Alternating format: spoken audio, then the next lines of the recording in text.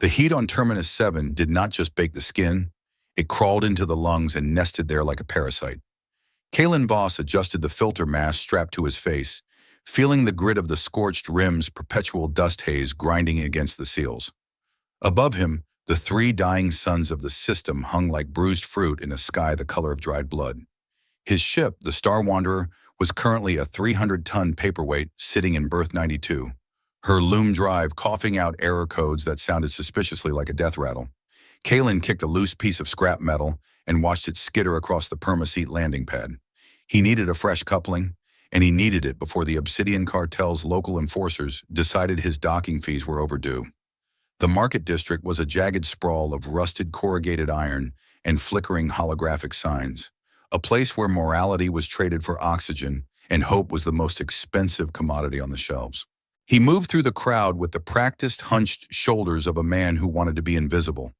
Around him, the air hummed with the polyglot chatter of a dozen species, all of them sweating, all of them desperate.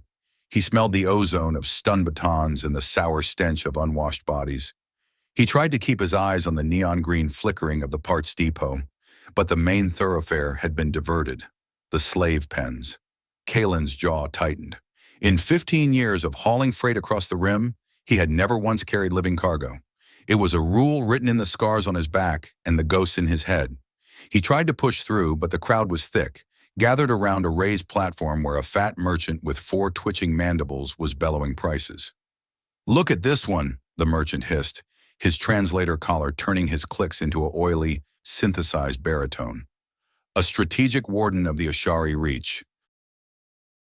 Trained for command, hardened for war, and anatomically perfect for any collection. Kalen should have kept walking. He should have focused on the fact that his loom drive was leaking plasma. But the word Oshari stopped him. They were a ghost race. Their home worlds turned to glass by the hegemony decades ago. He looked up, and the breath left his lungs. She stood in the center of the platform, her skin a deep, translucent sapphire that caught the dying sunlight and fractured it into 1,000 tiny sparks. Her hair was a shock of white silk, matted with filth but still striking. It was her ears that marked her race, elongated and swept back like the wings of a predatory bird. She was draped in rags that barely covered her, chained to a heavy magnetic anchor. Despite the chains, she did not look broken.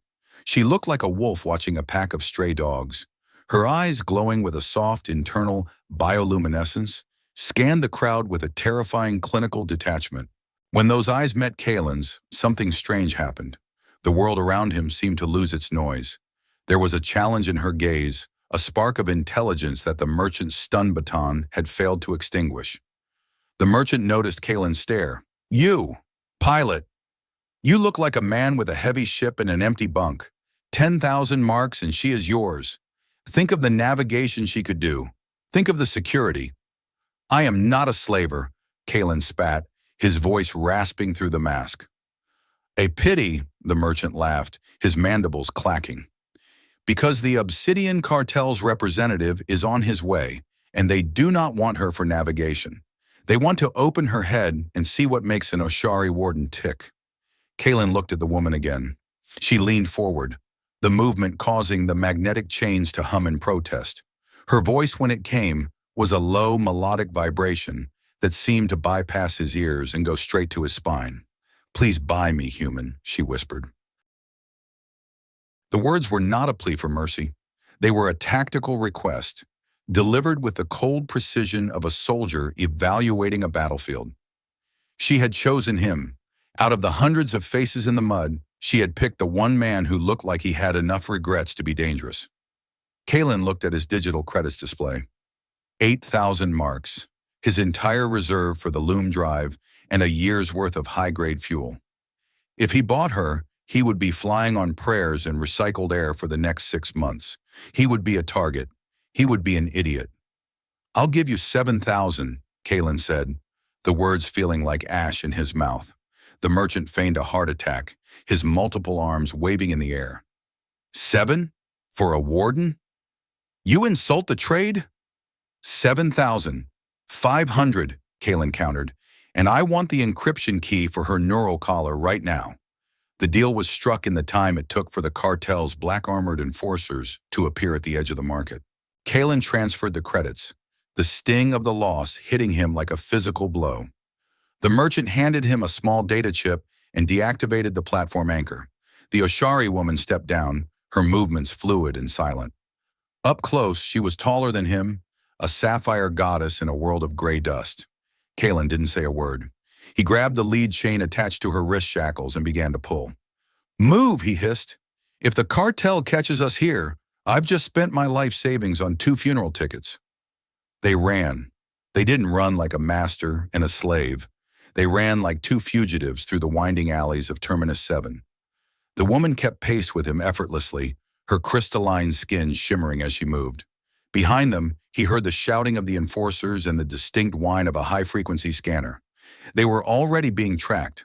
When they reached berth 92, the Star Wanderer looked like a pile of scrap held together by spite. Kalen practically threw the woman up the cargo ramp and slammed the seal shut. The hiss of the atmospheric pressurization was the most beautiful sound he had heard all day.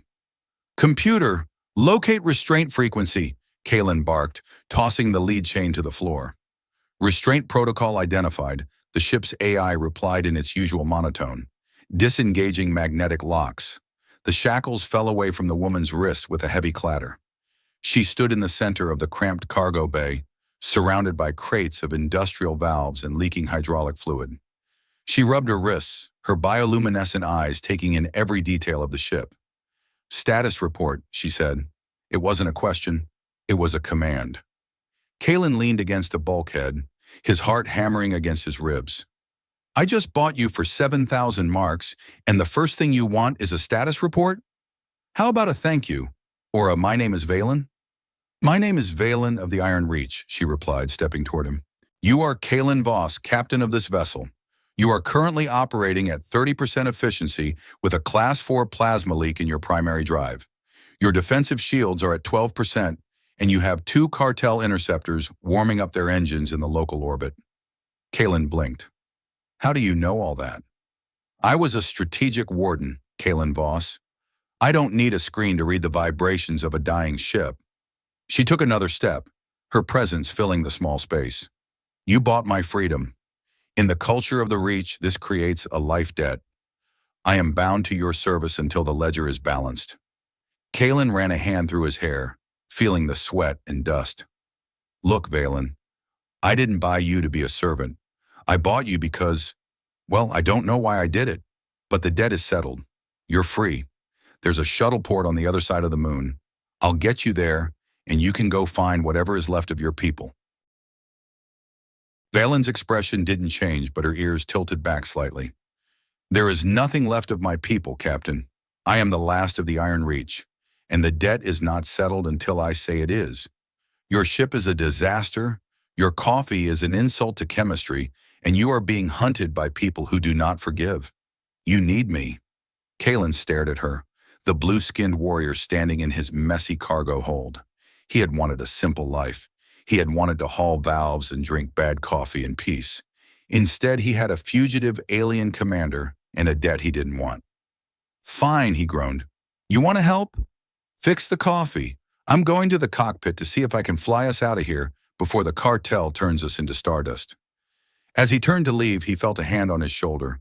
Her skin was cool, like polished stone, but there was a warmth beneath it. "Captain," she said softly. "What?" "Thank you for the tactical choice." Kalen didn't answer. He just headed for the cockpit, wondering if 7,000 marks was the price of his soul or just a really expensive way to die. The cockpit of the Star Wanderer was a cramped sanctuary of flickering dials and mismatched wiring. Kalen slid into the pilot's seat, his hands moving over the controls with the muscle memory of 2 decades in the air. He punched the ignition sequence for the loom drive, and the ship groaned in protest. A series of amber warnings lit up the console. "Come on, girl," he whispered, patting the dashboard. "Don't quit on me now." The Star Wanderer's engines hummed, a low-frequency vibration that rattled Kalen's teeth. He checked the short-range scanners. 2 blips were moving fast from the station's main hangar. Cartel interceptors. They weren't wasting any time. Valen appeared in the hatchway, her ragtag clothing replaced by a gray flight jumpsuit she must have scavenged from the crew locker. It was too small for her, clinging to her athletic frame, but she wore it with the dignity of a royal robe. "Targeting locks are active," she said, her voice calm. "They are using Mark 7 seeker arrays. If we jump now, they will follow our wake." "I know," Kalen grunted, wrestling with the flight stick. "I need to hit the atmosphere at a steep angle to scramble their sensors. But the heat shields on the port side are thin. We might cook ourselves before we even hit the void." Valen moved to the co-pilot station, her fingers dancing over a secondary console that Kalen hadn't touched in years. He watched in surprise as she bypassed the primary logic gates and began rerouting power. "I am adjusting the shield harmonics," she explained. "If we pulse the energy in a 10 Hz cycle, we can create a localized cooling effect. It will be turbulent, but we will not incinerate." Kalen stared at her. "That's a military maneuver. High-altitude insertion tactics. I told you, Captain. I was a warden. I have commanded fleets that would dwarf this entire star system. Adjusting a freighter's shields is basic." Kalen turned back to the view screen. The red dust of Terminus 7 was falling away as the Star Wanderer climbed through the atmosphere. The sky was turning from red to the deep, infinite black of space. "Hold on," he barked. "This is going to get bumpy." The ship hit the upper ionosphere like a brick hitting a wall. The Star Wanderer screamed, the metal hull groaning as the friction turned the exterior to white-hot plasma. Kalen fought the stick, his muscles straining against the G-force. Next to him, Valen sat perfectly still, her eyes locked on the shield readouts, her hands moving with a fluid, terrifying speed. "Shields at 40%. 35. Pulsing now," she called out. The ship shuddered violently as the energy pulse rippled through the hull. For a moment, the screaming of the wind died down, replaced by a strange, rhythmic thumping. Then with a final gut-wrenching lurch, they broke through. The silence of space hit them like a physical weight. Kalen exhaled, his hands trembling as he leveled the ship. Behind them, the red orb of Terminus 7 looked peaceful, but he knew the interceptors were already clearing the atmosphere. "Loom drive is prepped," Valen said, her voice steady. "But we have a problem." "What now?" Kalen asked, wiping sweat from his eyes. "The Obsidian Cartel did not just want me for my combat skills, Captain." She turned her chair to face him, her bioluminescent markings glowing a faint, troubled purple. "I am carrying something, a synaptic key. It is encoded into my neural pathways." Kalen felt a cold pit form in his stomach. A key to what? To the Iron Reach's secret armories. When our worlds were falling, our leaders hid our most advanced technology. Weapons, ships, medical archives. They encoded the coordinates into the Wardens. I am the last one left who knows where they are. Kalen let out a long, slow breath. "So you're not just an escaped slave. You're a walking treasure map to a galactic arsenal. And I just bought you in the middle of a crowded market." "Correct," Valen said. "My tactical assessment suggests that the cartel will not stop until they have extracted this data from my brain. The process is terminal." Kalen leaned back in his seat, staring at the stars. He had spent 15 years avoiding the big fights. He had stayed in the shadows, hauled the boring cargo, and minded his own business. Now he was sitting next to a woman who could start a war just by thinking. "Why me, Valen?" he asked quietly. "Why did you ask me to buy you?" She looked at him, her golden eyes reflecting the light of the console. "I have been watching the market for 3 weeks, Captain. I saw hundreds of men. Some were cruel, some were greedy, some were just weak. Then I saw you. You walked past the pens like they were a wound you didn't want to touch. Your record, which I accessed via the station's public Wi-Fi before my capture, is clean. No slaves, no blood money. You hacked the station while you were in chains?" "It was a minor diversion," she said with a small, almost imperceptible tilt of her head. "My point is, I chose you because you are a man who values his independence more than profit. I needed someone stubborn enough to say no to the cartel." Kalen laughed, a dry, bitter sound. "Well, you got the stubborn part right. But I'm not a hero, Valen. I'm just a guy trying to keep his ship from falling apart." "Survival is the highest form of heroism in the Rim," she replied. "And as your partner in this life debt, I will ensure we both survive. Partner? Kalen raised an eyebrow. I thought the deal was you stay until we reach the next station. Valen looked at the navcom, where the two cartel blips were just appearing on the long-range scan. They are coming, Captain, and they will have friends. If I leave you at the next station, they will kill you for the crime of helping me. If I stay, we might have a chance. Kalen looked at the scanners, then at the sapphire-skinned warrior next to him. She was right. The moment he had handed over those credits, his old life had ended. There was no going back to being a simple hauler. Computer initiate loom jump, Kalen commanded. Sector 4G, the glass clouds. The ship's AI chimed. Warning. Navigating the glass clouds is not recommended for vessels with compromised hull integrity. Just do it, Kalen snapped. The Star Wanderer lurched as the loom drive engaged. Outside the viewport, the stars didn't stretch. They seemed to be pulled into 1,000 shimmering threads, darning the fabric of space together. The jump was rough, the old freighter vibrating as if it were being torn apart. But then the world turned into a blur of iridescent light. They were in the loom. Kalen slumped in his seat, the adrenaline finally leaving his system. He looked over at Valen. She was staring out at the shifting light of the jump, her expression unreadable. Hey, Valen, he said. Yes, Captain. You mentioned the coffee. It is on the galley table, she said. I have adjusted the filtration system and added a localized stimulant herb I found in your emergency kit. It should no longer taste like industrial solvent. Kalen unbuckled his harness and stood up. If you've actually fixed the coffee, I might just believe you can save the galaxy. She didn't smile, but her ears twitched in that way that he was starting to realize meant she was amused. I do not want to save the galaxy, Captain Voss. I just want to balance the ledger.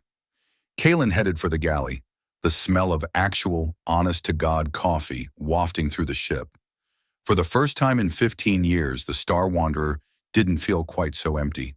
It felt like the start of something dangerous, something complicated, and something that might just be worth the 7,000 marks. He took a sip of the coffee. It was perfect. We're going to die, aren't we? He called out from the galley. Valen's voice came back from the cockpit, clear and certain. Not today, Kalen. I have already calculated our survival probability. It is 42%. Only 42? In the iron reach, she said. That is practically a guarantee. Kalen sat at his small table, listening to the hum of his ship and the breathing of the woman who had changed everything. He had bought a slave, but he had found a soldier. And as the Star Wanderer dived deeper into the void, he realized he wasn't just running away from the cartel. For the first time in a long time, he was running towards something. The loom was not space. It was a bridge made of static and strobe lights, a place where the laws of physics took a smoke break and let hallucination run the show. Kalen Voss sat in the pilot's chair, his eyes burning from staring at the iridescent white noise for over 3 hours. The Star Wanderer hummed, a rhythmic, thrumming vibration that usually put him to sleep. But today it felt like the ship was shivering in fear. He shouldn't have bought her. The thought looped in his brain like a corrupted file. He had 7,500 marks less in his account, a bounty on his head, and a passenger who was essentially a walking apocalypse. He looked at the co-pilot's seat, empty. Valen had retreated to the cargo bay an hour ago, claiming she needed to calibrate her internal resonance.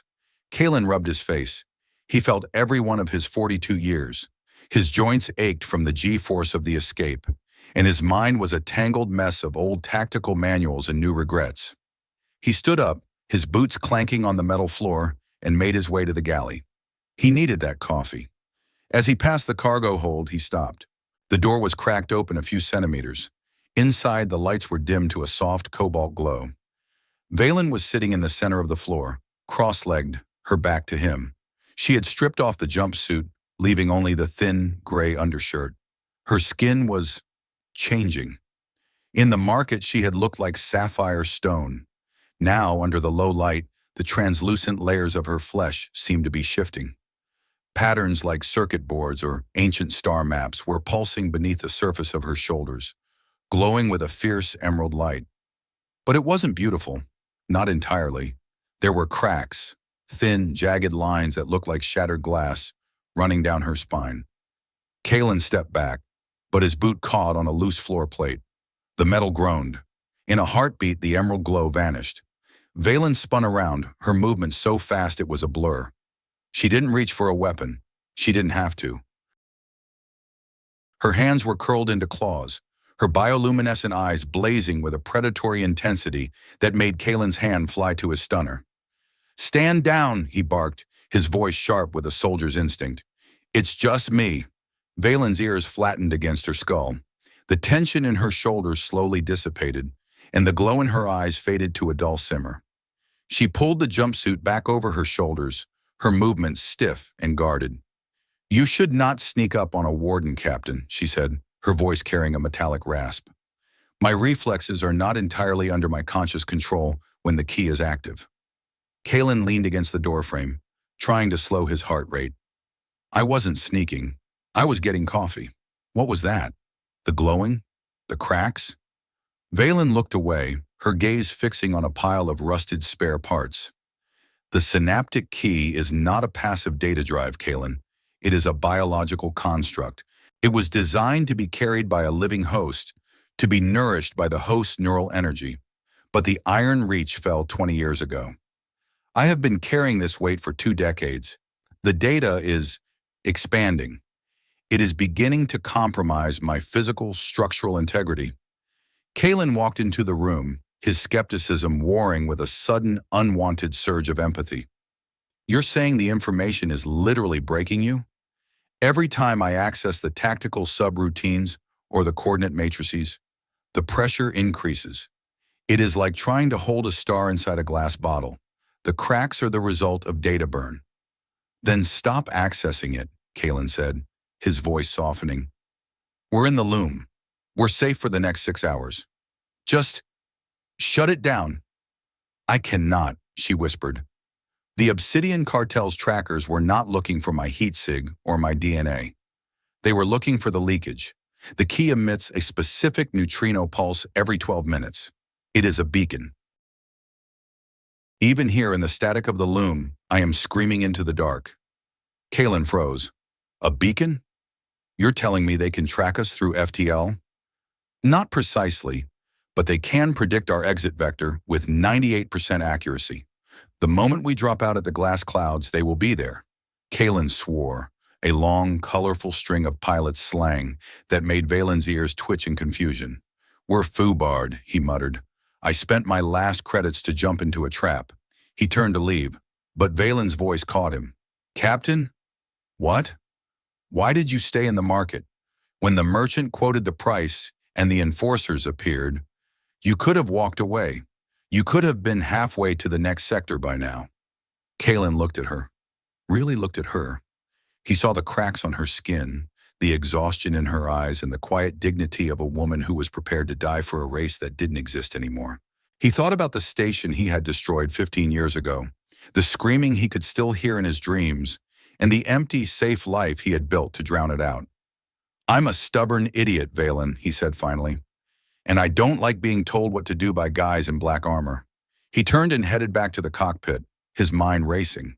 If the cartel knew where they were going, he needed to change the destination. But the loom drive was temperamental.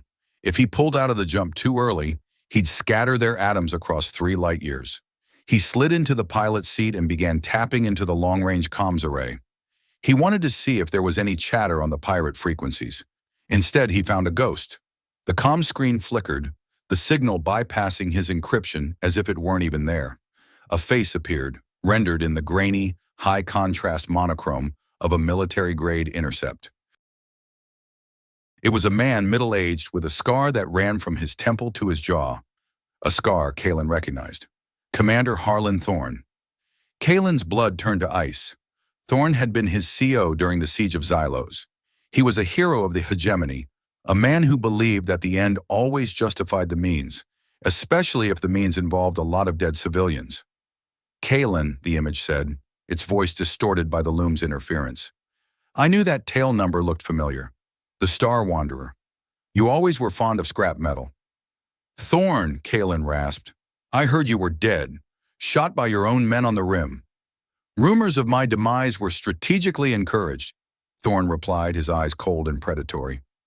I'm working for a more enlightened employer now, the archivist. He wants what you have, Kalen. He wants the blue girl. She's not for sale, Thorne. I've already paid the bill. Thorne laughed, a sound like dry leaves. Don't be a martyr. It doesn't suit you.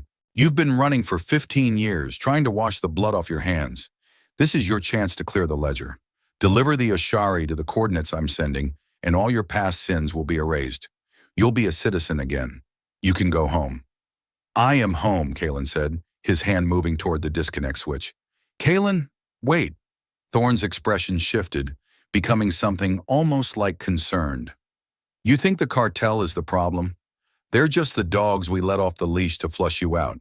If you don't turn her over, I'll be forced to come and get her myself. And you remember how I handle extraction? I remember, Kalen said, his voice like iron. I remember exactly what you did at Xylos. That's why you're never touching her. He slammed the disconnect. The screen went dark, but the silence that followed was heavier than before. He felt a presence behind him. Valen was standing in the hatchway, her face pale. She had heard everything. The hegemony, she whispered. They are the ones who turned my world to glass. Kalen didn't look back. He just stared at the swirling lights of the loom. They're not just hunters anymore, Valen. They're ghosts from my past, and Thorne never misses a target. He checked the fuel gauges. They were down to 20%. The loom drive was overheating. They had 2 hours before they were forced to drop out. Valen stepped forward and placed a hand on the back of his chair.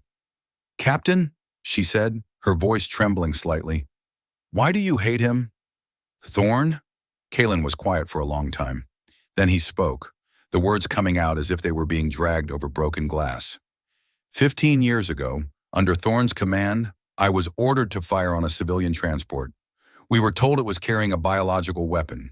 We were told it was the only way to save the sector. He closed his eyes. I pulled the trigger. 2,000 people. Families, children, refugees. It wasn't a weapon, Valen. It was just people trying to get away from the war. Thorne knew. He just wanted to see what would happen. He felt her hand tighten on his shoulder.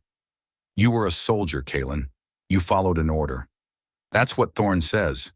But a soldier who follows a bad order is just a murderer with a uniform. I quit that day. I took this ship and I disappeared.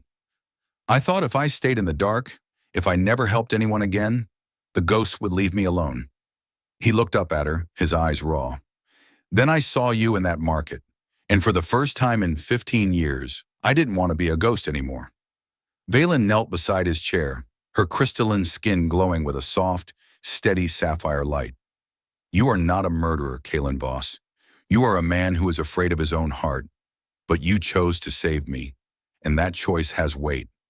Kalen let out a breath he felt like he'd been holding for a decade. We're still in a lot of trouble, Valen. Thorne is coming.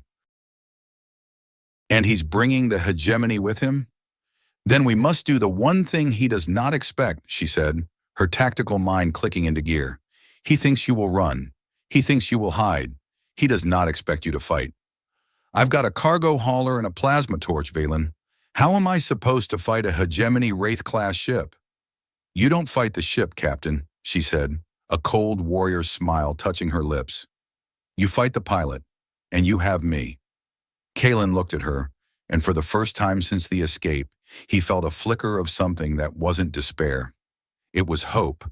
It was small, fragile, and probably suicidal, but it was there. Fine, he said, turning back to the console. But if we die, I'm definitely billing your ghost for those credits. 42%, Captain, she reminded him. Yeah, just fix the coffee again. We've got a long 2 hours ahead of us. As Valen headed back to the galley, Kalen began to reprogram the loom exit coordinates. He wasn't going to the glass clouds. He was going somewhere much worse. Somewhere only a man with nothing to lose would dare to go. He was going to the graveyard of the Third Fleet. The transition from the loom back to normal space was like being dunked in a vat of liquid nitrogen. The Star Wanderer screamed as her hull contracted, the metal groaning under the sudden return of gravity and pressure. Outside the viewport, the blinding white light of the jump vanished, replaced by a swirling, chaotic sea of emerald and gold. We're out, Kalen grunted, his fingers flying across the sensor array. They had dropped into the graveyard of the Third Fleet, a massive debris field on the edge of the Velonis system.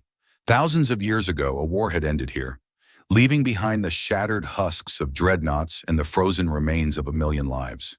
The space was thick with jagged metal, frozen oxygen crystals, and the radioactive ghosts of ancient warp cores. And right in the middle of it all was the silica storm, a localized nebula of microscopic glass particles that could strip the paint off a ship in minutes and fry a sensor array in seconds. Visibility is 0, Valen reported, her hands moving over the tactical console. I am initializing the hull integrity monitor. The silica is already impacting the shields. Kalen steered the ship through the floating ribs of a dead battleship. He was flying by sight and instinct now, his sensors flickering in and out as the glass particles interfered with the signals. It was like navigating a minefield in a blizzard. "Where are they?" Kalen asked. Valen closed her eyes, her skin glowing a deep, resonant purple. She was using the synaptic key to boost the ship's passive sensors, turning her own nervous system into an antenna. "3 blips," she whispered. "Behind us. They are moving fast. They have localized our neutrino trail." Kalen banked the ship hard to the left, narrowly missing a spinning fuel tank the size of a city block. "If we can get into the heart of the storm, their long-range scanners won't be able to lock onto us. We can play hide-and-seek in the debris." A sudden flare of white light illuminated the nebula behind them. A plasma bolt tore through the space where they had been seconds ago, vaporizing a chunk of ancient wreckage. "They're not waiting for a conversation," Kalen muttered. "That was a hegemony railgun." "Thorn is here." A voice crackled over the emergency frequency, distorted but unmistakable. "Kalen, this is your last warning. The silica storm will not save you. I have pilots who have trained for combat in the Maw of Orion. You're just a cargo hauler with a death wish." "Go to hell, Thorn," Kalen shouted back. He slammed the throttle to full. The Star Wanderer surged forward, her engines screaming in protest. They dived deeper into the storm, the emerald clouds thickening until the world was nothing but a blur of green and gray. "Captain!" Valen shouted. "To the starboard!" Kalen saw it a second too late.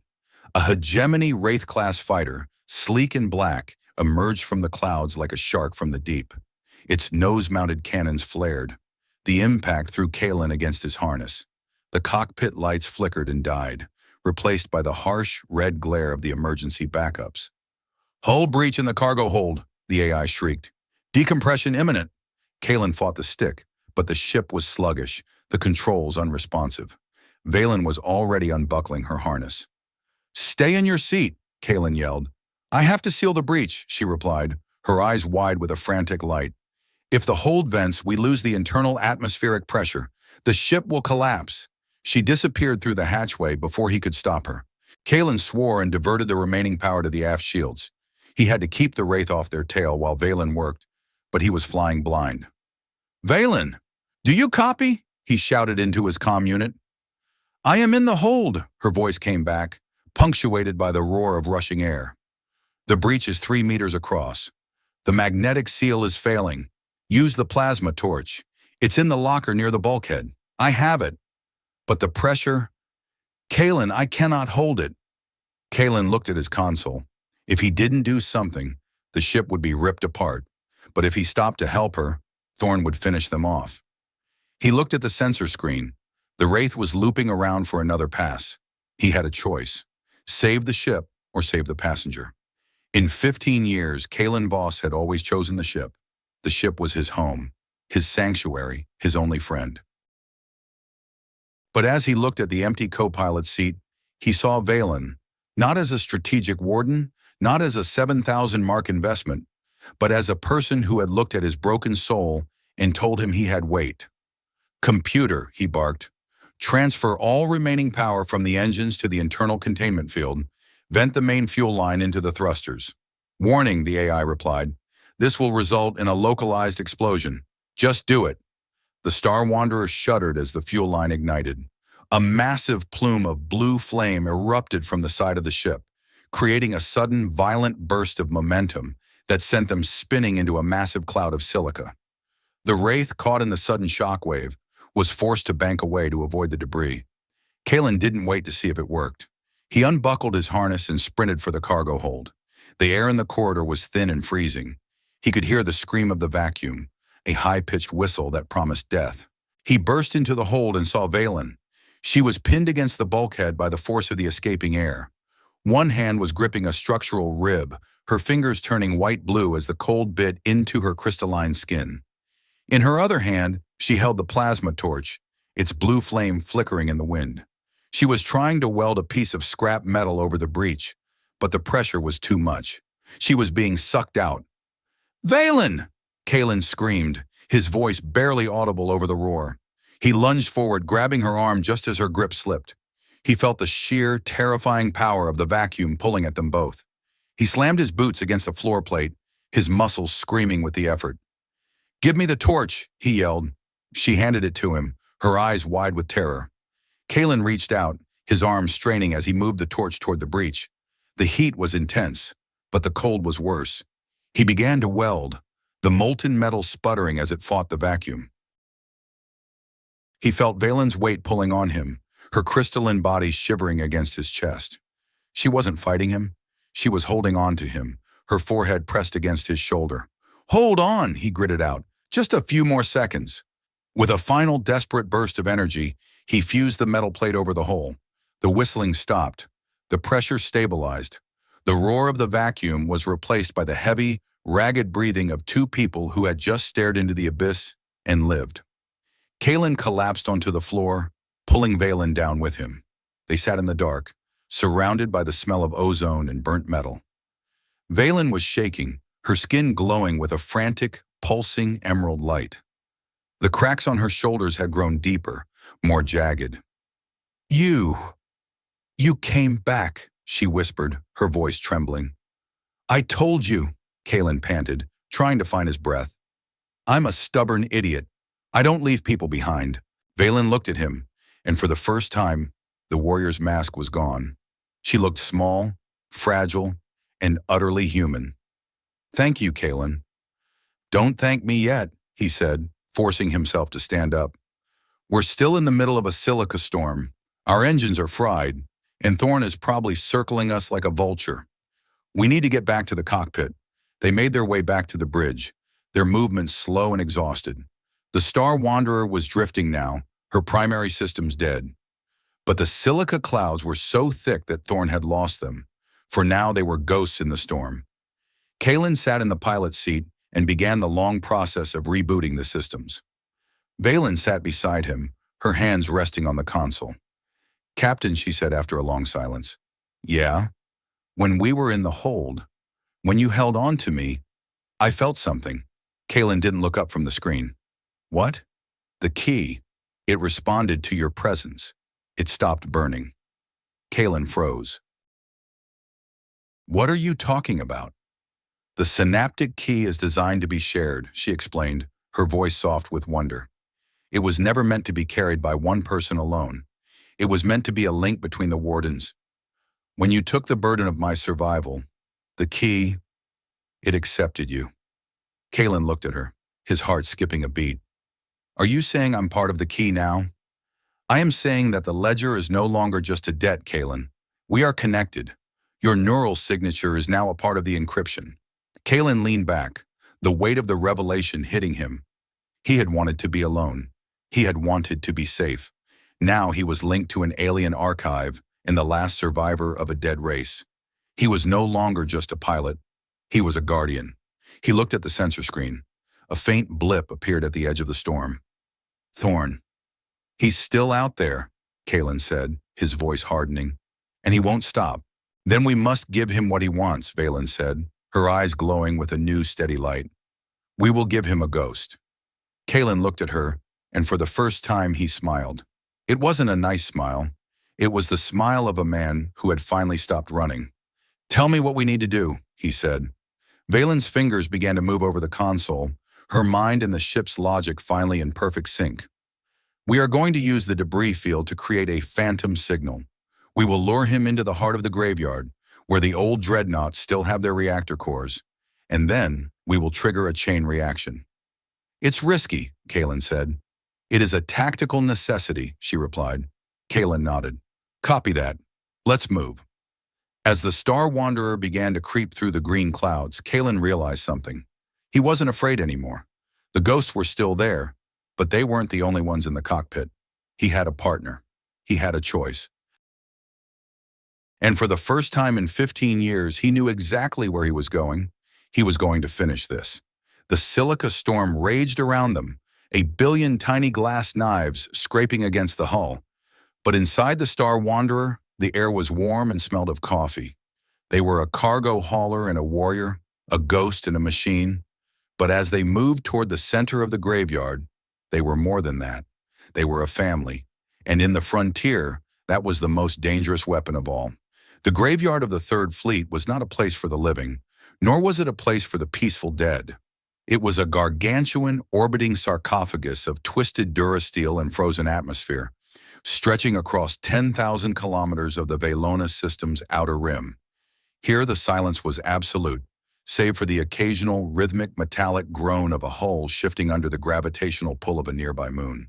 Kalen Voss eased the Star Wanderer through the ribcage of a shattered dreadnought, his hands light on the flight stick. The silica storm was thinning here, but the radiation from the ancient leaking warp cores was making his teeth ache. On the sensor screen, the world was a jagged mess of white noise and false positives. Keep it steady, Voss, he whispered to himself. Just like navigating the asteroid belts of Krios, only with more ghosts. Valen sat in the co-pilot's seat, her sapphire skin pulsing with a rhythmic, low-level emerald glow. The cracks on her shoulders had darkened to a bruised violet, but her focus remained absolute. She was no longer just a passenger. She was the ship's nervous system. Her hands hovered over the tactical display, manipulating data streams that Kalen couldn't even see. The phantom signal is live, she murmured. Her voice had a hollow, resonant quality to it, as if she were speaking from the bottom of a deep well. I have slaved the emergency transponder of that dead frigate to our own signature. Thorn will see a ghost, and he will follow it. Kalen glanced at the tactical map. A small blinking dot was moving away from them, headed toward the heart of the debris field where the radiation was highest. If Thorn took the bait, he'd find himself in a pocket of space so volatile that a single stray shot could trigger a chain reaction. And if he doesn't, Kalen asked. Then we are cornered in a junkyard with no fuel and half a shield, she replied. Her eyes met his, and for a second, the bioluminescence flickered. But 42% is still a guarantee in my book, Captain. Kalen let out a short, dry laugh. You're starting to sound like a pilot, Valen. That's dangerous. He banked the ship around a floating communications dish, the size of a city block, and brought them to a dead stop in the shadow of a derelict carrier. He killed the main engines, leaving only the life support and the passive sensors running. The Star Wanderer went dark, drifting like just another piece of junk in the void. Now we wait, he said. The minutes stretched into an hour. Kalen sat in the dark, watching the frost begin to form on the edges of the cockpit windows. The heaters were on low to save power, and the cold was starting to seep into his bones. He looked over at Valen. She was perfectly still, her eyes closed, her breathing slow and measured. Valen, he asked softly. Yes, Kalen? Back in the hold. When you said the key was designed to be shared, what happens to the other person? The one who shares the burden? Valen opened her eyes. They were glowing with a soft, melancholic light. In the Iron Reach, the wardens were bonded in pairs, a primary and a resonator. The primary held the data, and the resonator stabilized the neural load. They became one mind and two bodies. It allowed us to process complex tactical data in real time, to fly entire fleets as if they were a single limb. And the cost? Valen was quiet for a moment. The bond is permanent. If the primary dies, the resonator's nervous system often collapses under the sudden vacuum of the link. It is a commitment of the soul, Captain, not just a tactical arrangement. Kalen looked away, staring out at the frozen graveyard. He thought about his 15 years of solitude. He thought about how easy it had been to fly alone, to have no one to worry about but himself. And yet, sitting here in the dark, he realized that the silence he had cherished for so long had actually been a slow-acting poison. "I spent a long time thinking I didn't need anyone," he said, his voice barely a whisper. "I thought if I didn't care about anything, nothing could hurt me. But seeing you on that platform, hearing you ask for help, it was like someone finally turned the lights on in a room I'd been sitting in for a decade." Valen reached out, her cool, stone-like fingers brushing against the back of his hand. "Choice is the only thing the hegemony could not take from us, Kalen. They took our worlds, our families, our history. But they could not take the choice to stand beside someone." A sharp, high-pitched chirp from the sensor array cut through the moment. "We've got a bogey," Kalen said, his voice instantly snapping back to its professional rasp. "One ship. Stealth profile. It's Thorn." The Hegemony Wraith-class ship appeared on the long-range scan, moving with a predatory elegance. It was ignoring the phantom signal. Thorn hadn't been fooled. "He's ghosting the ghost," Kalen muttered, his fingers flying across the controls. He knew we'd try to lure him away. "He's scanning for the neutrino leak, not the transponder."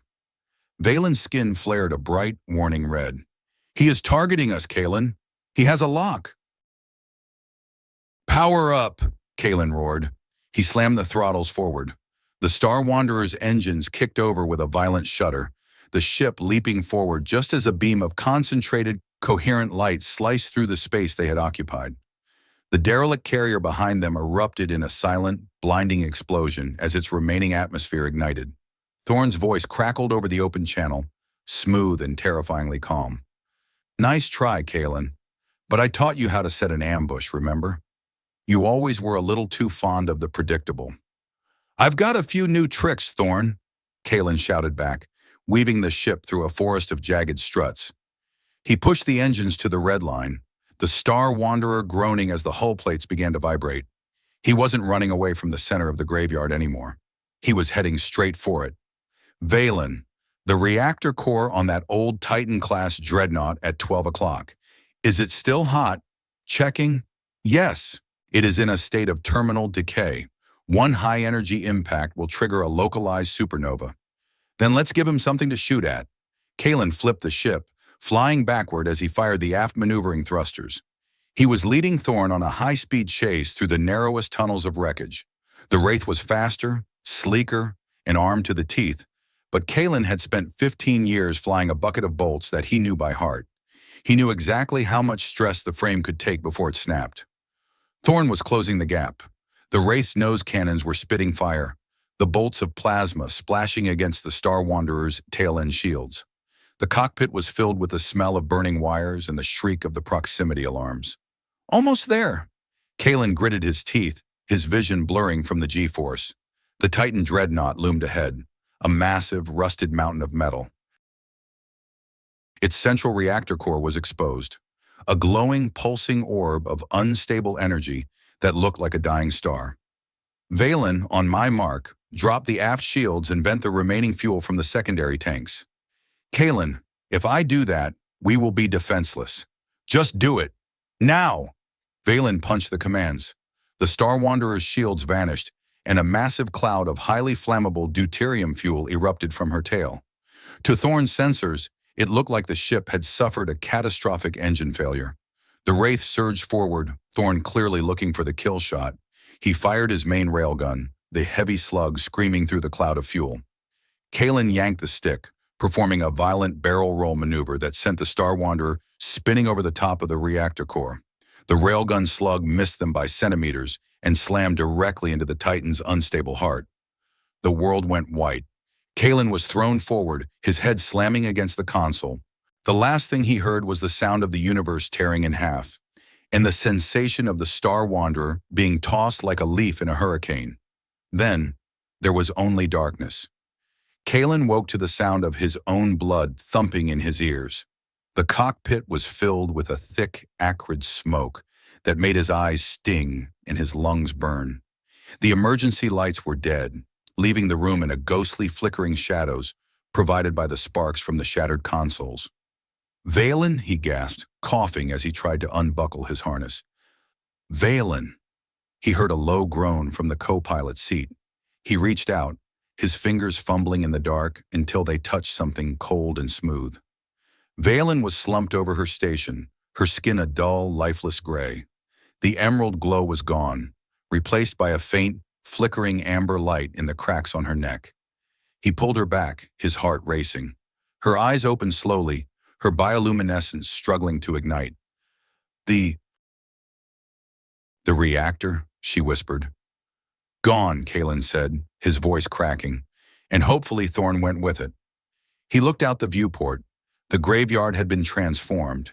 The explosion had cleared a massive sphere of space, vaporizing the debris and leaving behind a shimmering nebula of radioactive dust. The Star Wanderer was drifting, her engines dead, her hull twisted and scarred.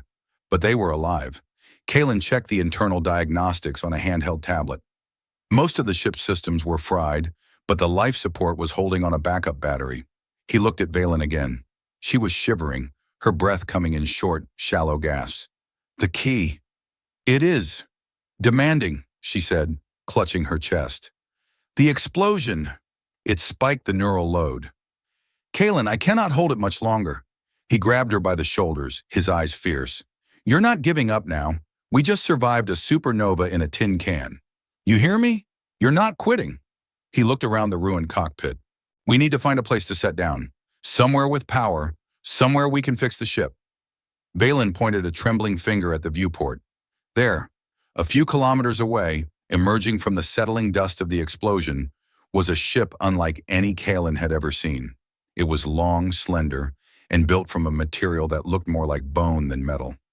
It was an Oshari vessel, a Warden-class scout, miraculously preserved in the heart of the debris field. That is the Ethelgard, Valen whispered, her voice filled with a sudden, sharp hope. It was my sister ship. If her reactors are still online. Kalen didn't hesitate. He used the Star Wanderer's remaining maneuvering thrusters, the tiny puffs of gas that were all they had left, to nudge the battered freighter toward the ancient scout. It took 40 minutes of painstaking, agonizingly slow movement, but finally the two ships touched with a soft, metallic thunk. Kalen grabbed a mag seal suit and helped Valen into hers. Together they cycled through the emergency airlock and stepped onto the Ethelgard. The interior of the Oshari ship was like a cathedral. The walls were lined with translucent crystals that hummed with a low musical frequency. The air was cool and smelled of ozone and something sweet, like blooming flowers. As they moved toward the bridge, the ship began to wake up, the crystals glowing with a soft, welcoming sapphire light. Identification recognized. A melodic, feminine voice echoed through the halls. Welcome home, strategic Warden Valen. Valen collapsed against a wall, her suit's faceplate frosting over. Access the medical archives, she gasped. Kalen hurried to the main console. It was nothing like the Star Wanderer's messy analog controls. It was a pool of liquid light that responded to his touch. He didn't know how he knew what to do, but as his fingers dipped into the light, the information flowed into his mind. The link with Valen had given him a basic understanding of the Oshari logic. He found the medical subroutines and initiated a scan. A holographic image of Valen appeared in the air. Her nervous system lit up like a lightning storm. The cracks on her skin were highlighted in red. Neural burn at 92%. She's dying, Kalen whispered, the realization hitting him like a physical blow. The key is burning her out. No, the ship's voice replied. The Warden is the vessel. The vessel is full. To save the Warden, the data must be transferred to the cradle. Kalen looked at the holographic display. A new image appeared, a series of chambers located in the heart of the ship. Inside the chambers were thousands of small glowing spheres. What is the cradle? Kalen asked. It is the future of the Oshari Reach, Valen said, her voice stronger now as the ship's atmosphere stabilized her. Those spheres are not weapons, Kalen. They are genetic seeds. The consciousness of my people, stored in stasis. The key I carry is the spark required to wake them. Kalen stared at the glowing spheres. For weeks he had thought he was protecting a military secret, a hoard of weapons that could tip the balance of power in the frontier. He had been ready to fight a war for a cache of railguns and plasma torches. But this was something entirely different. This was life. You're carrying your entire race in your head, he said, his voice filled with awe. Yes, Valen said, pushing herself off the wall. And the hegemony does not want the weapons, Kalen. They want the seeds. They want to ensure the Oshari never rise again. They want to erase us from history. Kalen looked at her, and he saw the weight she had been carrying for 20 years. Every crack on her skin, every spark of data burn, was a mark of her devotion to a people who were nothing but ghosts. She wasn't a warrior protecting a secret. She was a mother protecting a nursery. How do we do it? Kalen asked. How do we transfer the data? Valen walked to the center of the bridge, where a large crystalline pedestal rose from the floor. I must interface with the cradle, but the load will be too high. I will not survive the transfer alone. Kalen stepped toward her, his heart pounding in his chest. Then don't do it alone. Use the bond. Use me. Valen shook her head, tears shimmering in her bioluminescent eyes. Kalen, I told you. The cost. If you become the resonator, you will feel everything I feel. The burn, the pain, the ghosts. It will change you. You will never be able to go back to your quiet life. I don't want my quiet life, Kalen shouted, his voice echoing through the crystalline halls. I spent 15 years being quiet, Valen. I spent 15 years being safe, and all it did was make me empty. He took her hands, his fingers interlacing with hers. Blood didn't make me a Voss, and blood didn't make you a warden. We chose this. I chose you in that market, and I'm choosing you now. If we die together. But we're not letting these children stay in the dark. Valen looked at him for a long, silent moment. Then she nodded. She stepped onto the pedestal, pulling Kalen with her. The liquid light of the console rose up around them, forming a shimmering cocoon. Kalen felt a sharp, sudden tingle at the base of his skull, and then the world exploded into color. It wasn't like the loom. It wasn't white noise. It was a symphony. He saw the Iron Reach in its prime, cities of glass and light floating above oceans of liquid diamond. He saw the faces of thousands of people, their laughter, their songs, their dreams. He felt their history, their grief, and their hope. It was beautiful, and it was agonizing. The data burn hit him like a physical flame. He felt his nerves screaming, his muscles seizing as the information poured through him, using his body as a conduit to reach the cradle. He saw the cracks forming on his own arms, glowing with the same emerald light as Valen's. Hold on! Valen's voice echoed in his mind, clear and strong. Do not let go! I've got you! Kalen roared back, his mind straining against the tide of memories. I'm not going anywhere. The transfer continued, a torrent of light and sound that seemed to last for hours and seconds all at once. Kalen felt himself slipping, his grip on reality fraying under the sheer weight of the Oshari collective consciousness. He felt the ghosts of Xylos, the screaming civilians from his past, trying to pull him down into the darkness. But then he felt Valen. She was there, a steady, sapphire light in the storm. She was holding him, her mind wrapped around his, shielding him from the worst of the burn. She was showing him the future, a new world, a new home, a place where the seeds could grow. And in that moment, Kalen Voss understood. Courage wasn't about not being afraid. It wasn't about being a hero. It was about choosing to hold on when everything in the universe was telling you to let go. It was about choosing to be part of something bigger than your own survival. The light reached a crescendo, a blinding, silent roar that shook the very foundations of the Ethelgard. Then it was over. Kalen collapsed onto the floor of the bridge, his body smoking, his skin covered in a network of fine, glowing lines. He gasping for air, his heart hammering in a frantic, uneven rhythm. Beside him, Valen was lying still.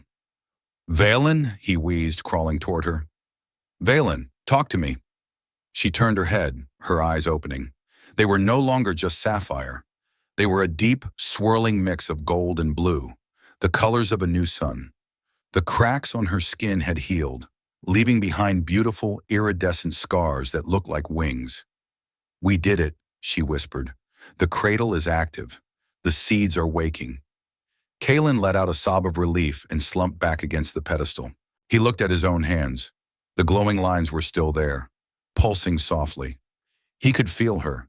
He could feel her heartbeat, her thoughts, her presence in the back of his mind. The bond was complete. He was no longer a solo pilot. He was a resonator. But the moment of peace was short-lived. A deep, heavy thud echoed through the ship, followed by the sound of mag boots on metal. Kalen looked at the monitor. The Wraith was gone, but a much larger ship had arrived, a hegemony command cruiser. And standing in the airlock of the Ethel Guard, his armor scorched but his face as cold as ever, was Commander Thorne. He was holding a heavy disruptor rifle, and he didn't look like he was in the mood for a negotiation. Kalen, Thorne's voice boomed through the ship's speakers. I have to admit, that was an impressive display. You actually managed to trigger a reactor jump without vaporizing yourselves. I'm almost proud. Kalen forced himself to stand, his legs shaking but his gaze steady. Go home, Thorne. The data is gone. The seeds are awake. You've lost. Thorne stepped onto the bridge, the red light of his disruptor's targeting laser painting a dot on Kalen's chest. I haven't lost anything, Kalen. I don't need the data anymore. I have the cradle, and I have the two people who know how to operate it. He smiled, a thin, cruel line. You think you saved them? All you've done is put them in a prettier cage. Now step away from the girl, or I'll see if a resonator can survive a headshot. Valen stood up beside Kalen, her hand finding his. The bond flared, a surge of warmth and strength that washed away the pain. We are not stepping away, Thorne, she said, her voice carrying the weight of 1,000 generations. We are the Iron Reach, and we are finished being afraid of you. Thorne raised his rifle. Then you can die with your ghost. Just as he was about to pull the trigger, the Ethel Guard groaned. The crystalline walls flared with a fierce, blinding light, and the ship's voice spoke once more. But this time, it wasn't a melody. It was a roar. Defense protocols initiated. Strategic warden recognized. Target, hostile. The floor beneath Thorne's feet shifted, the liquid light turning into a solid, grasping hand. He fired a shot, but the beam was absorbed by the air itself. In a heartbeat, the commander was pinned against the wall, his rifle shattered, his armor buckling under the pressure of the ship's gravity.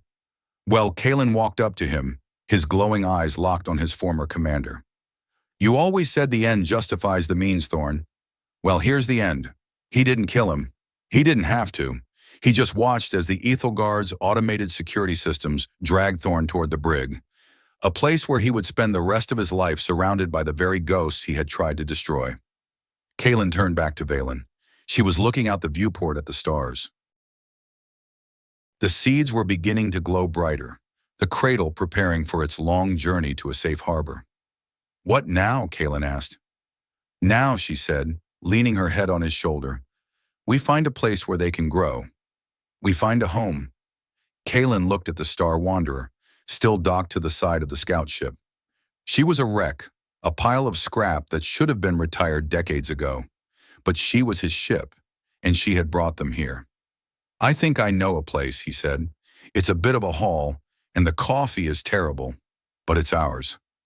Valen smiled, a real, genuine smile that lit up the entire bridge. Then let's go, Captain Voss. We have a lot of work to do.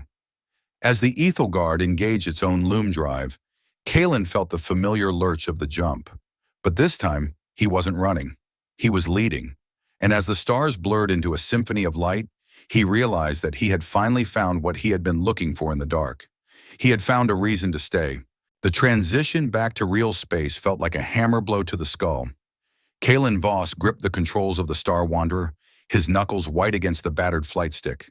Beside him, the Ethel Guard was tethered to his ship by a shimmering umbilical of magnetic force and Oshari energy. It was a clumsy, lopsided arrangement, a rusted cargo hauler dragging a crystalline cathedral through the void. But it was the only way they were going to make it. We are approaching Nexus Prime, Valen said. Her voice was steady, but the sapphire glow of her skin was muted, shadowed by the strain of the neural bond. The cracks on her arms, once jagged and angry, had settled into glowing silver lines that hummed whenever Kalen moved too far away from her. Kalen checked the long-range scanners. Nexus Prime was a hyper-capitalist megalopolis anchored to a massive carbon-rich asteroid. It was the heart of the corporate zones, a place where the Tyvon Syndicate held more power than any government. It was also the only place within 3 light years that had the specialized heavy-grade plasma couplings Kalen needed to fix the Star Wanderer's primary drive. "Keep your head down, Valen," Kalen muttered, his eyes scanning the traffic lanes. "This place is a shark tank. Everyone here is looking for a payday, and we are currently carrying a jackpot." "I am aware," she replied. "I can feel the station's grid. It is loud. Too many voices. Too much greed." Kalen nodded. "That's the frontier for you. Just remember, we are here for parts and fuel. Nothing else. We bug out the second the tanks are full." They steered the hybrid monstrosity of 2 ships into a low-priority docking bay on the underbelly of the station. Berth 47 was a dark, oil-slicked cavern that smelled of recycled atmosphere and ancient grease. As the magnetic clamps engaged with a heavy metallic thunk, Kalen felt a sharp spike of anxiety through the bond. Valen's hand went to her temple. "The seeds," she whispered. "They are restless. They can feel the proximity of so much biological chaos." "Stay with the cradle," Kalen told her, unbuckling his harness. "I'll go find Silas. He's an old gearhead I served with on the rim. He's a rat, but he's a loyal rat. He'll get us the parts without asking too many questions." "Kalen?"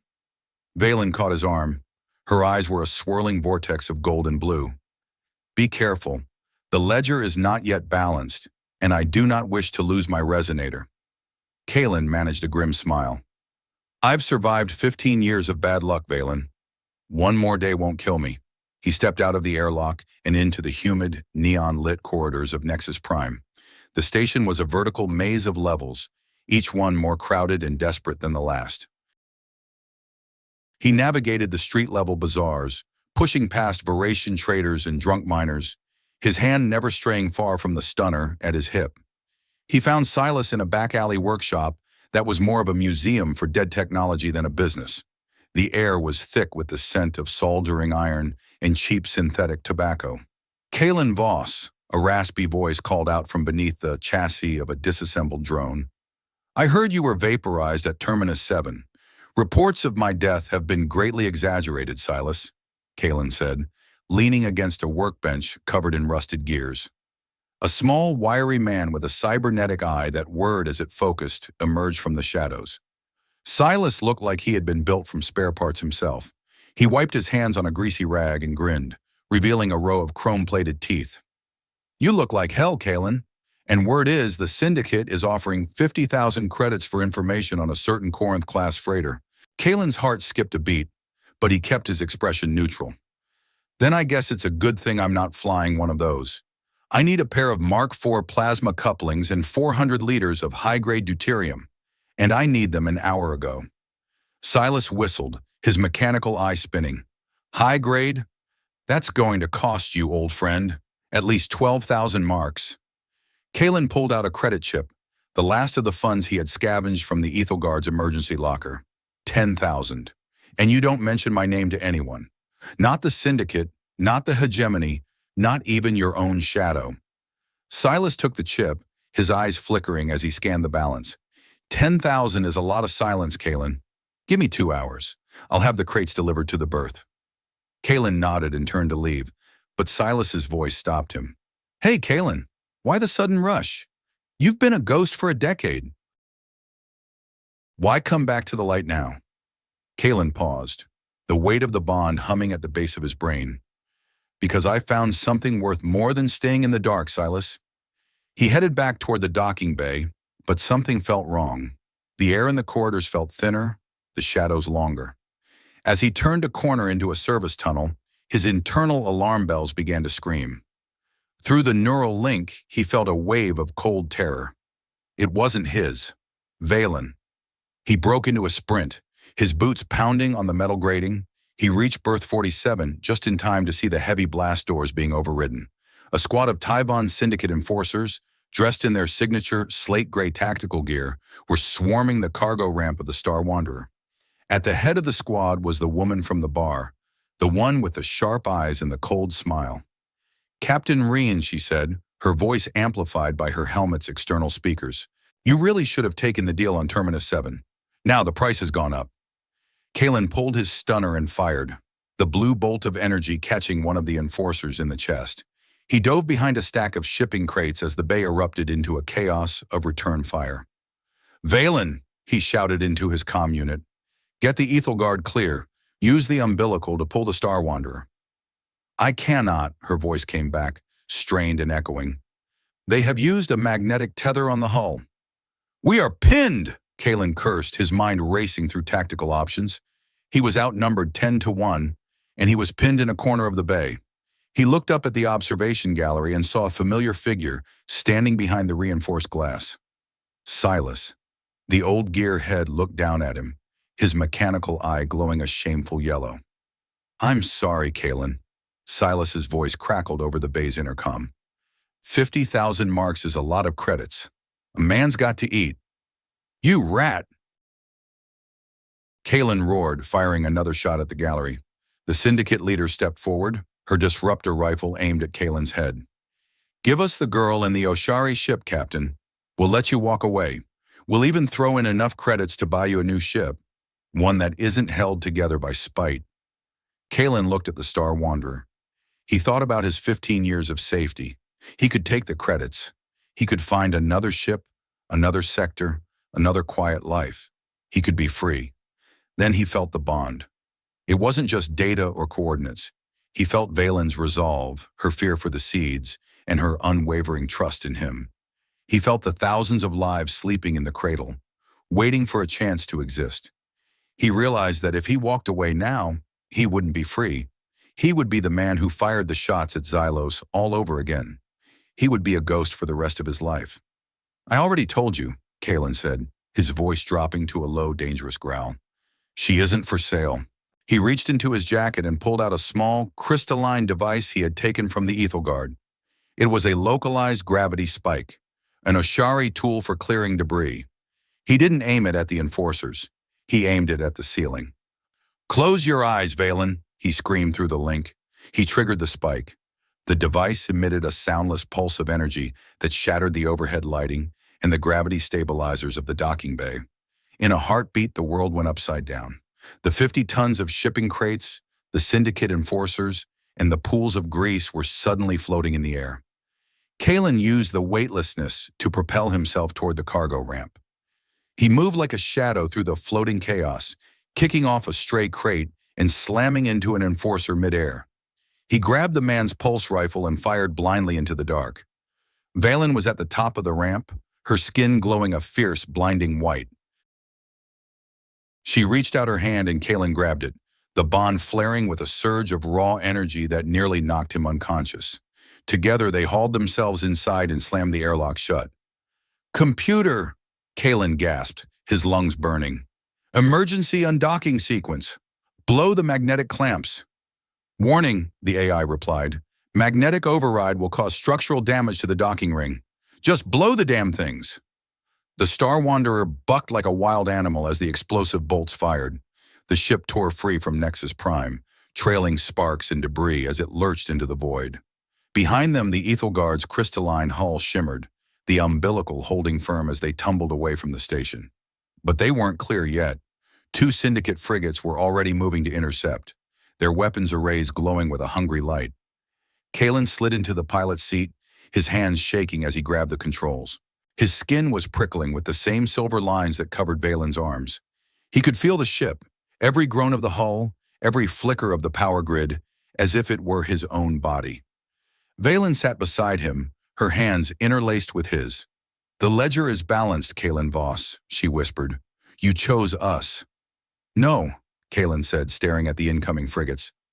"I chose a family. Now let's show these bastards how a family flies." The space outside Nexus Prime was a hornet's nest. The syndicate frigates, named the Malice and the Greed, were flanking the Star Wanderer, their tractor beams reaching out like invisible claws. Beyond them, a blockade of smaller interceptors was forming a wall of fire between Kalen and the jump point. "Valen," Kalen said, his voice tight with concentration. "I need more power to the thrusters. We can't outrun them in this state." "I am rerouting the Ethelgard's reserve reactors," she replied. Her eyes were closed, her brow furrowed in pain. "But the umbilical is vibrating. The stress of the 2 ships is tearing at the magnetic seals. If we hit the loom jump like this, we will be shredded. Then we don't jump yet, Kalen said. He looked at the tactical map. There was a gas giant, Valonus Prime, orbiting just a few thousand kilometers away. It was a roiling nightmare of hydrogen and ammonia, with a gravity well that could swallow a moon. We're going to use the giant, Kalen said. A gravity slingshot. We dive into the atmosphere, use the pressure to shield us from their scans, and then whip around the back for the jump. The AI chimed in a worried tone. Captain, the Star Wanderer's hull integrity is at 64%. Atmospheric entry at those speeds will result in total structural failure. Then we'll just have to be faster than the failure, Kalen gritted out. He dove the ship toward the gas giant.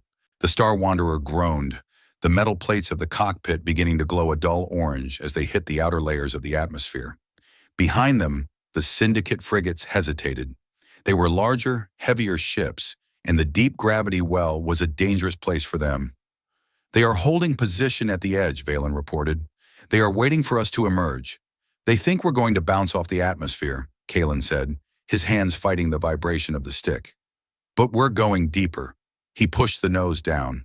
The sky outside the viewport turned from black to a toxic, swirling purple. Lightning the size of skyscrapers arced across the clouds, illuminating the jagged, crystalline shape of the Ethelgard trailing behind them. The ship was being buffeted by winds that reached 2,000 kilometers per hour. Kalen felt every jolt through the bond. It was like his own skin was being flayed.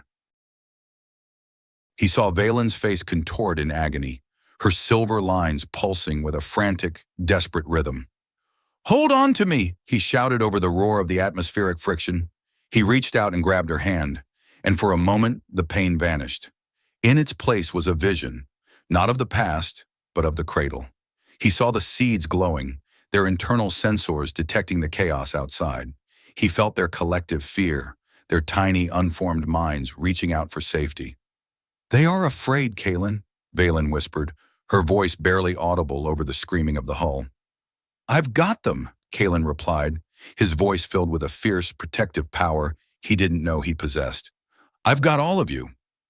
He performed a daring maneuver, using the Star Wanderer's maneuvering thrusters to spin the ship while still in the dive.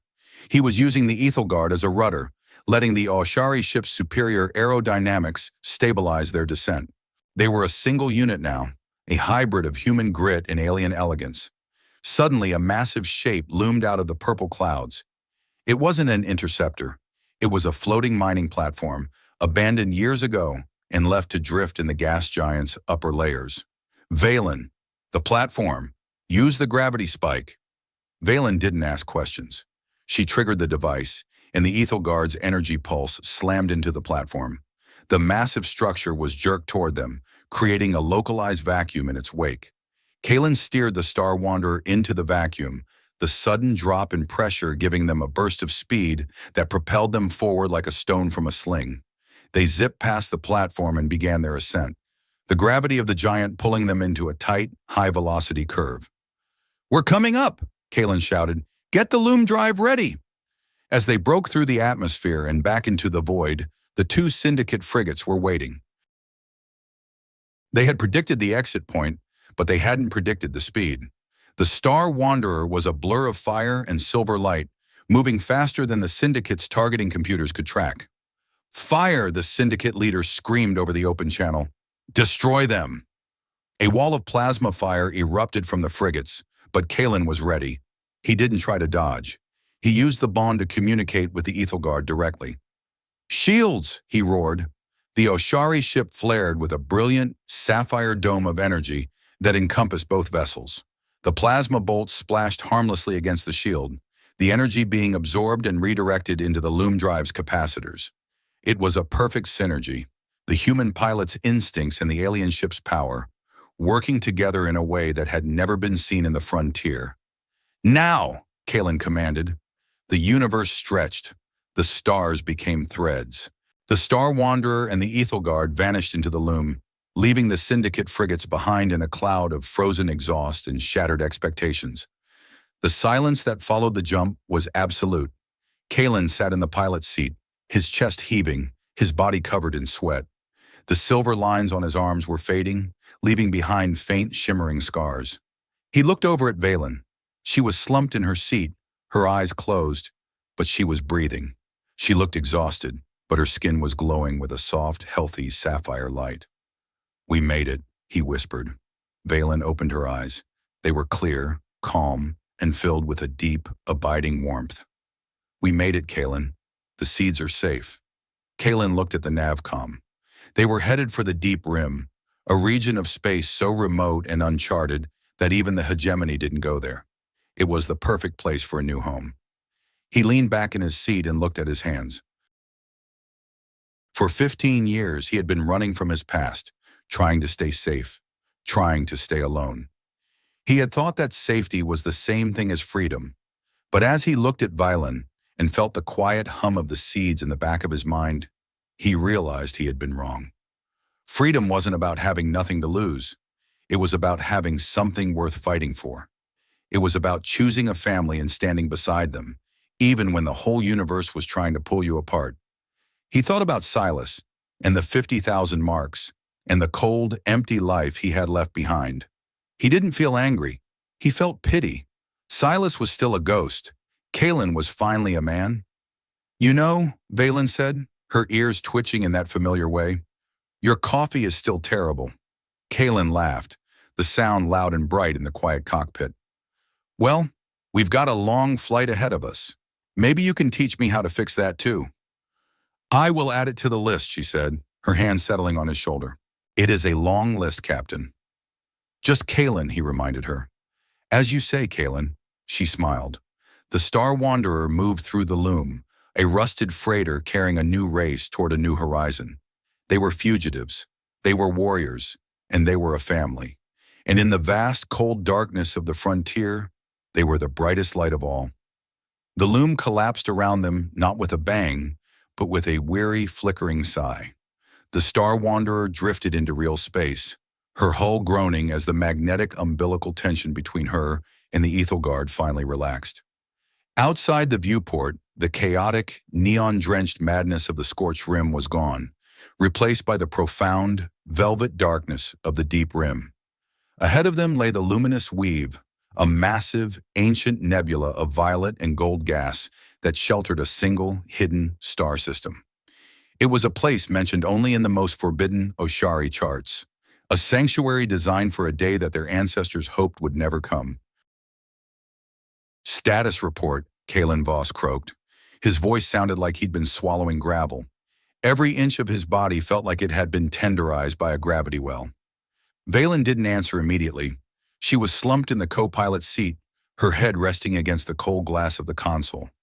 The silver lines on her face were pulsing with a slow, rhythmic light, synchronized perfectly with the flickering amber of the ship's emergency power. Through the bond, Kalen felt her exhaustion, a deep, marrow-deep ache that threatened to pull them both into a dreamless sleep. "Engines are at 5%, she finally whispered. "The Ethelgard is—" "She is tired, Kalen. The transfer to the cradle took more than just data. It took the ship's soul." Kalen looked at the scanners. They were drifting toward a planet that looked like a sphere of polished emerald and sapphire. It was Valonice Minor, or what the Wardens called the Garden of Remembrance. "We're almost home, Valen," Kalen said, reaching out to take her hand. His own skin was marked now, the silver traceries of the resonator bond etched permanently into his forearms. He didn't mind the scars. For the first time in 15 years, he felt like his skin finally told the truth about who he was. A series of sharp, jagged alarms began to wail from the Star Wanderer's primary array. "What now?" Kalen growled, his hands flying to the controls. "If that's another Syndicate frigate, I'm going to personally space Silas when I see him again." "It is not the Syndicate," Valen said, her eyes snapping open. They were glowing with a fierce gold intensity. "It is the Star Wanderer. Her life support grid is failing. The structural damage from the atmospheric entry at Nexus Prime. The hull is unweaving, Kalen." Kalen looked at the structural integrity monitor. It was a sea of red. The old freighter, the ship that had been his only home for a decade and a half, was finally giving up the ghost. She had carried them through supernovas and silica storms, but the stress of dragging a second ship through the loom had been the final straw. "Computer, divert all remaining power to the atmospheric thrusters," Kalen shouted. "We need to land this bucket of bolts before she becomes a debris field." "Warning," the AI replied, its voice now distorted by static. "Structural failure in 30 seconds. Ejection recommended." "We're not ejecting," Kalen roared. "Valen, get the Ethelguard's maneuvering thrusters online. We need a synchronized descent, or we're going to hit that planet like a meteor." "I am linked," Valen said, her body stiffening as she pushed her mind into the Oshari ship's logic. "Kalen, the Ethelguard is unresponsive to standard commands. She is focusing all her energy on protecting the cradle. She thinks we are the threat." Kalen gritted his teeth, the silver lines on his arms flaring bright white. The bond wasn't just a one-way street anymore. He could feel the Ethelguard's ancient protective instinct, a mother shielding her young. "Talk to her," Kalen yelled. "Tell her we're the crew. Tell her we're the family." Valen screamed, a sound of pure mental effort, and Kalen felt it, a massive surge of energy that bypassed the consoles and went straight into the ship's frame. The Star Wanderer bucked, her engines screaming one last time as they hit the upper atmosphere of the garden. The heat was absolute. The cockpit windows turned a blinding, opaque orange. Kalen fought the stick, his muscles tearing under the G-force. He felt the Star Wanderer's soul flickering out, the old ship whispering a final goodbye to the pilot who had kept her flying long after she should have been scrapped. "I've got you, girl," Kalen whispered, tears streaming down his face. "Just one more mile, just one more mile." With a bone-shaking crash that sounded like the world ending, they hit the surface. Then there was only the sound of cooling metal and the distant melodic song of alien birds. Kalen pushed himself up from the ruins of the cockpit. The Star Wanderer was a wreck, her nose buried in a field of tall, violet grass. The Ethelguard lay beside her, her crystalline hull intact but dim. He looked over at Valen. She was breathing, her face covered in soot but her eyes clear. "We're down," she whispered. Kalen unbuckled his harness and fell out of the seat, his legs barely holding his weight. He staggered to the airlock and manually cranked it open. The air that rushed in was the sweetest thing he had ever tasted. It smelled of rain, ozone, and something ancient and kind. He stepped out onto the ramp and looked at the world they had found. It was a paradise. Giant trees with silver leaves reached toward a violet sky, and in the distance a waterfall of liquid light cascaded into a crystal-clear lake. The garden was alive, and it was waiting. Valen stepped out beside him, her hand resting on the hilt of a ceremonial warden blade she had recovered from the Ethelguard. She looked at the horizon, her sapphire skin catching the light of the twin suns. "The seeds," she said, "they need to be planted." Kalen looked at the two ships, one of rusted iron, one of shining crystal. They were broken, scarred, and far from the world they knew. But as he looked at the woman beside him and felt the thousands of tiny, hopeful minds waking up in the cradle, he realized that the journey was over. "We've got a lot of work to do, Valen," he said, wiping the blood from his brow. She turned to him, and for the first time, she didn't look like a warrior or a warden. She looked like a woman who had finally found her peace. "We are a family, Kalen," she said. "And families build things." Kalen nodded, his heart full. "Let's start with the coffee. I think I saw some ground beans in the wreckage." Valen laughed, a bright, clear sound that echoed through the garden. "As you say, Captain." 6 months had passed since the Star Wanderer had made her final landing in the violet grass of the garden. In that time, the landscape had changed. The wreckage of the old freighter had been salvaged, her durasteel plates now forming the foundation of a small, sturdy settlement near the shores of the Lightfall Lake. The Ethelguard remained where she landed, her crystalline hull now glowing with a steady, nurturing light as she served as the nursery for the first generation of Oshari children. Kalen Voss stood on the porch of the home he had built, a mug of coffee in his hand. It was actual coffee now, grown from seeds he had smuggled out of the scorched rim and nurtured in the nutrient-rich soil of this new world. It still tasted a bit like copper, but it was the best damn cup of joe in the galaxy. He looked down at his hands. The silver lines of the resonator bond had faded into delicate, shimmering patterns that looked more like tattoos than scars. They didn't ache anymore.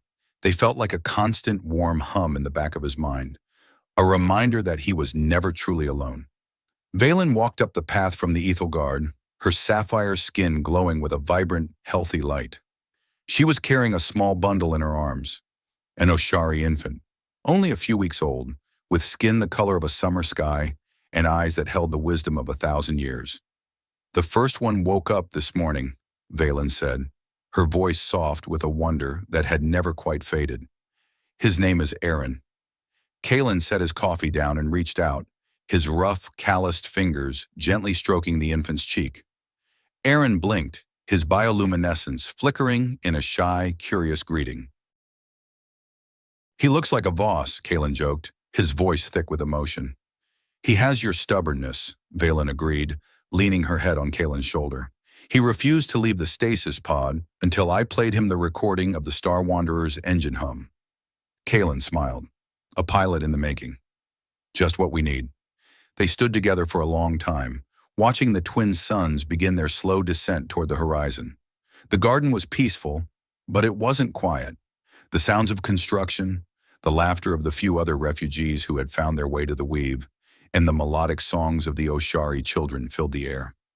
Kalen thought back to the man he had been 6 months ago, a ghost flying a bucket of bolts through the dark, convinced that safety was a solo flight. He remembered the coldness of Terminus 7, the betrayal of Silas, and the terrifying, lonely silence of the graveyard. He had been so afraid of the blood on his hands that he had forgotten what it felt like to hold someone else's. He had been so focused on survival that he had forgotten how to live. He walked to the edge of the porch and looked out over the settlement. He saw a group of human refugees, former miners and freighter crews, working alongside the newly awakened Oshari wardens to build a communal dining hall. They weren't bound by blood or even by a common history. They were bound by the choices they had made to stay, to fight, and to build something together. Valen set the infant down in a moss-lined cradle on the porch and turned to Kalen. "What are you thinking about, Captain?" Kalen didn't answer immediately. He took a long breath of the cool, violet-scented air. "I'm thinking about the price," he said finally. 7,500 marks. "That's what I paid for you." Valen raised an eyebrow, her ears twitching. "And do you think you got your money's worth?" Kalen took her hand, his fingers interlacing with hers. The bond flared, a surge of pure, uncomplicated love that washed away the last of the ghosts. "I think I got the only thing in the universe that actually matters," he said. "I got a home." He walked down the steps of the porch, his boots crunching on the gravel path. He had a fence to fix and a new crop of stimulant herbs to harvest. He had a race to raise and a woman to love. It was a life that was loud, messy, and incredibly dangerous, but it was his. Kalen paused and looked back at the ruined nose of the Star Wanderer, now overgrown with climbing vines and silver flowers. He realized that the ship hadn't just been a vessel. She had been a bridge. She had carried him from the man he was supposed to be to the man he had chosen to become. Reflection passage. I spent 15 years in the void, convinced that every person I met was just another potential betrayal waiting to happen. I thought that by staying alone, I was being smart. I thought I was being safe. I'd look at the stars and see only the distance between them, never the light that connected them. I treated my life like a cargo manifest, something to be managed, balanced, and kept clean of any emotional debt.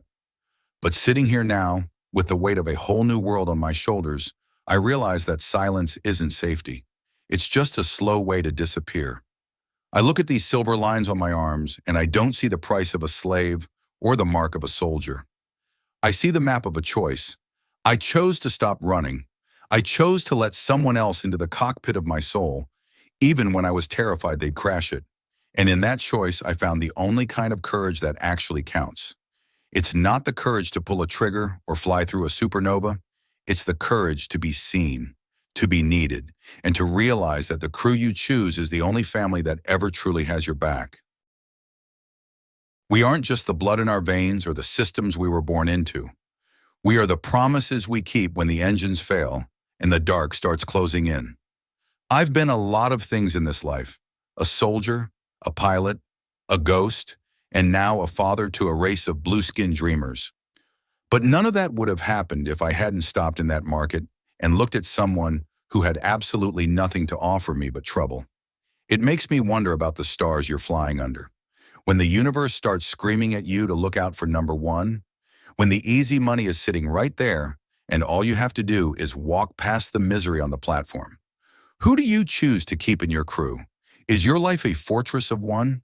Or is it a ship with an empty seat waiting for the right kind of trouble to fill it? The twin suns of the garden dip below the horizon, painting the violet sky in streaks of fire and gold.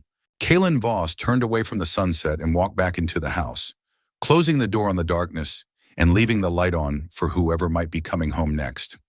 A single silver flower bloomed on the hull of the Star Wanderer, its petals opening to the first starlight of a new era.